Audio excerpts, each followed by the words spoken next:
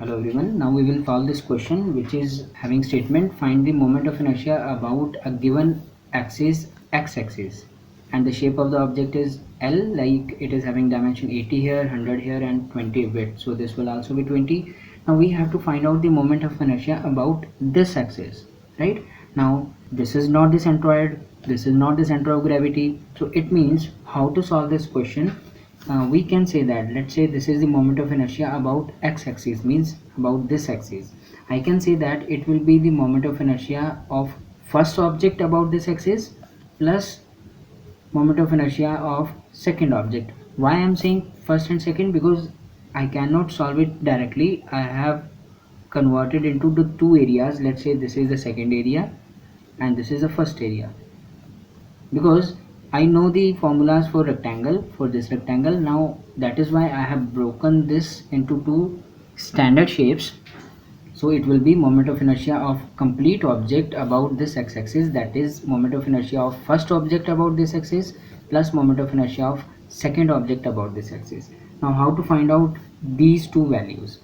We know that we can find out, let's say this is the first object, we can find out the moment of inertia of a rectangle about the centroid, or we can say the center of gravity. If you find out the moment of inertia about center of gravity, we can shift it using the parallel axis theorem. So let's say for object, for we can say area 1,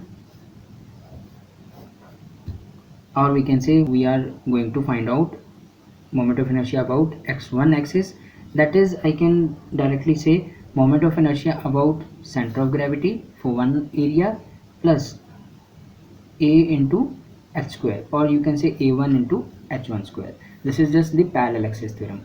This is the value of moment of inertia about center of gravity, axis passing from center of gravity, and this is the parallel axis theorem, just to shift the moment of inertia about centroid to this one. So we know this direct formula we have for a rectangle, the moment of inertia about center of gravity, that is BdQ by 12. Now we are not going to find out the center of gravity. No need to find out that, as we solved in the previous question. Directly we can apply plus a1 h1 square, right? Now we know that B, always I have told you,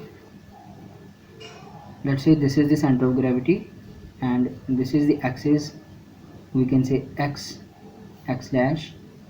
The moment of inertia about this axis, we have the direct formula. Here always I have told you B is the parallel to the axis. First value B, it will be parallel, and second value will be perpendicular. So for this rectangle only, this rectangle 1, B will be 20, so this will be 20, and B will be what? 100. So BD cube by 12 plus the area of this. Now what is the area of this? That is what? 100 into 20 into h. Now what was the h? H is the distance between the center of gravity axis to the given axis. So we know that for a rectangle, the centroid, I have to find out this distance. The centroid will pass from the mid, means 100 by 2. So this is 100 by 2, or directly I can say that 50 is the gap between the two axes. So directly we can fill the value of h1 square. Now we put the values and then we calculate, and it is coming equals to 1666 and 36.67. We can round off this also, but I will do it later on. And this is coming equals to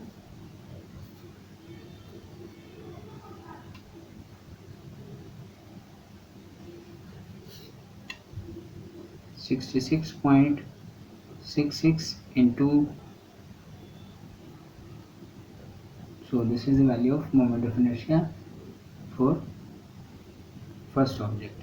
Now same we will find out the moment of inertia for second object, means for this rectangle. Again we can use the same formula. What is that? Second object plus a2 into h2 square. So we have the same moment of inertia of second object, that is bdq by 12 plus a2 h2 square. What is that? B. Now what will be B in that case? This is the axis about which we are finding the moment of inertia, so that is parallel to the axis, so this side will be B.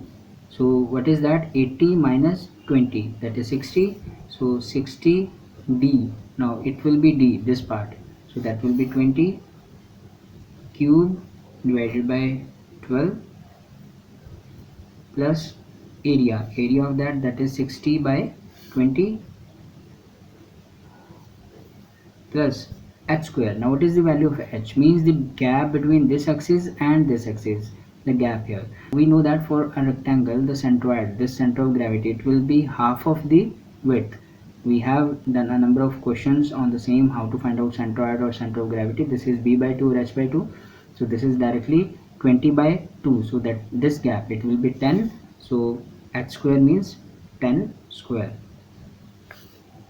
So when we calculate it, it is coming equals to, this is 40,000 plus this is 1300, and that is equal to 41,300 mm power 4. But this is the moment of inertia for second surface only. So the complete moment of inertia of the whole object, that is sum of both, so we can say 66.66 into 10 power 4 plus 41300 mm power 4. We can find out the value, 87.07 into, so this is the moment of inertia about the given axis.